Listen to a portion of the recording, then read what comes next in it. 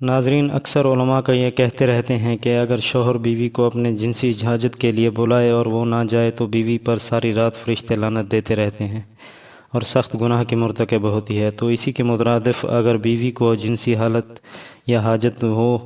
وہ شوہر کو بلائے اور شوہر اگنور کر دے اور اس کی عزت نفس کو کچل ڈالے اور باہر کی عورتوں کی طرف بھی جاتا رہے، تو ایسی صورت میں شریعت کا کیا حکم ہے؟ اس طرح کے مسائل یا مسئلے اکثر ہماری قوم میں چلتے رہتے ہیں، اس لیے شریعت کسی بھی ایک طرف جھکاؤ نہیں دیتی۔ میاں یا بیوی ایک شریعت دونوں کے لیے ایک جیسی ہے،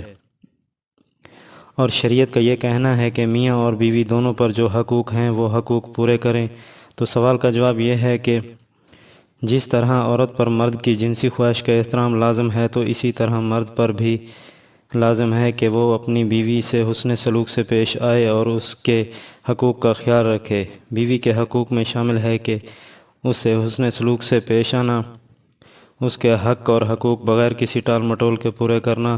اور اس کی جنسی تسکین کو مکمل طریقے سے پورا کرنا۔ اگر کوئی خاوند اپنی بیوی کے حقوق اور جنسی خواہش پوری نہ کرے اور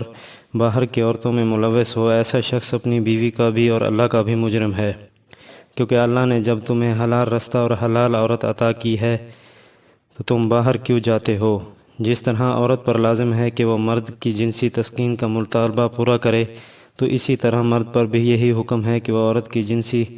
تسکین کے لیے مطالبہ آئے تو مرد کو چاہیے کہ وہ خوشی سے پورا کرے۔ اگر کوئی شوہر ایسا نہیں کرتا تو وہ بیوی کا حق تلافی کر رہا ہے